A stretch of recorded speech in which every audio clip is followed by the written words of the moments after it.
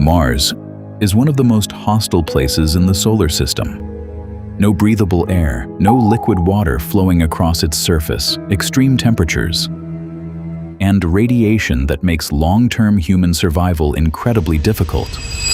Yet one day, humanity may build a civilization there. But what if humans aren't the ones who build it? Before the first astronaut ever sets foot on Mars, an army of intelligent machines could arrive decades earlier. They would search for water, build power systems, extract resources, construct habitats, and prepare everything future settlers would need to survive. Their mission wouldn't be to explore Mars, it would be to prepare Mars for us. And if they succeed, the first humans to arrive wouldn't be entering an untouched alien world. They'd be arriving at a settlement that machines built for them. But how could robots possibly build a human settlement without humans there to help them?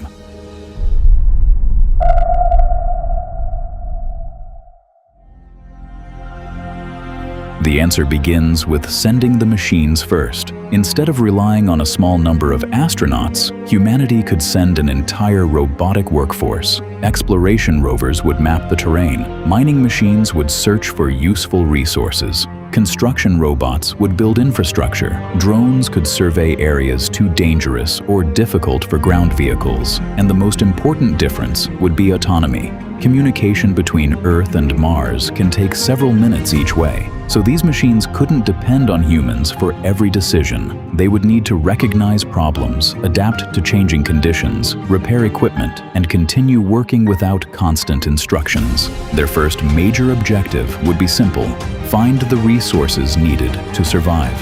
And that search would begin with the most valuable resource of all: water.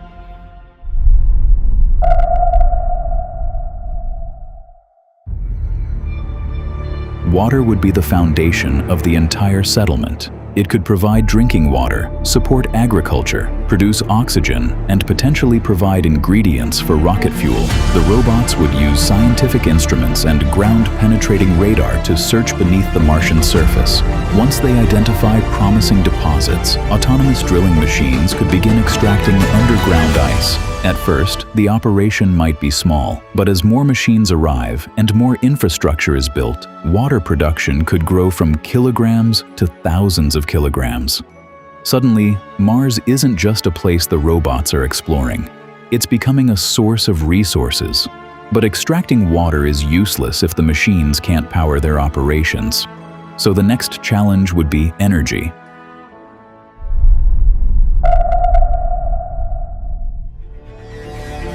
The robots would begin constructing their own energy network. Solar panels could be deployed across suitable regions, while batteries store electricity for later use. But Mars has a major problem. Dust storms can reduce sunlight and cover solar panels, so reliable settlements would likely need multiple energy sources, potentially including compact nuclear power systems.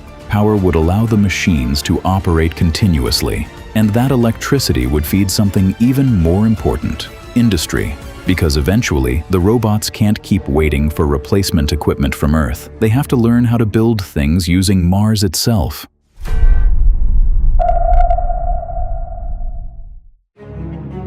Mining machines would extract useful materials from Martian rock. Processing facilities would refine them, and automated factories would turn those materials into components: pipes, structural parts, tools, machinery, replacement components.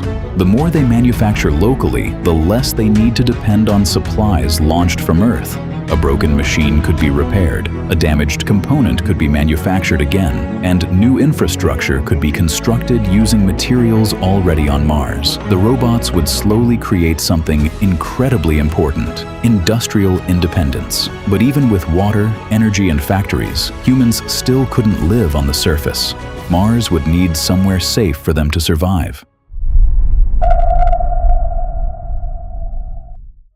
Mars isn't simply cold and dry. Its atmosphere is far too thin to breathe, and the surface provides little protection from radiation. So the robots wouldn't try to make the entire planet habitable.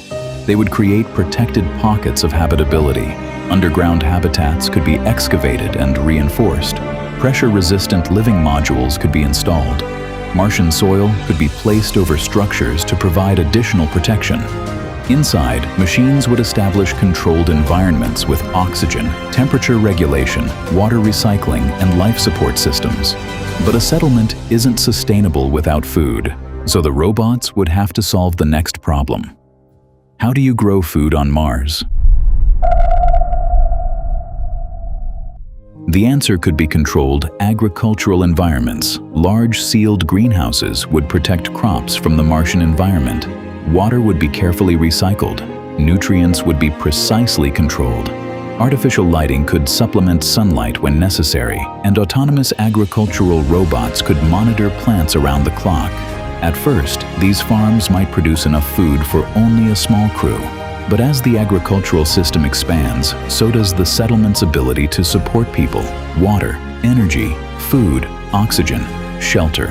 One by one, the machines are solving the basic requirements for human survival, and eventually, the robotic base would become something much larger.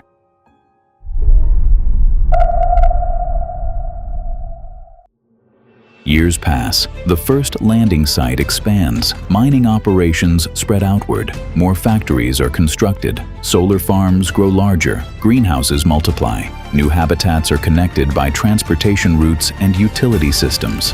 Thousands of machines could eventually operate across the region, constantly building, repairing, and maintaining infrastructure. From orbit, Mars might still look almost completely unchanged, but beneath that thin atmosphere, something extraordinary would be happening. A settlement is being built without humans. And then, after years of preparation, a message arrives from Earth. Humans are coming.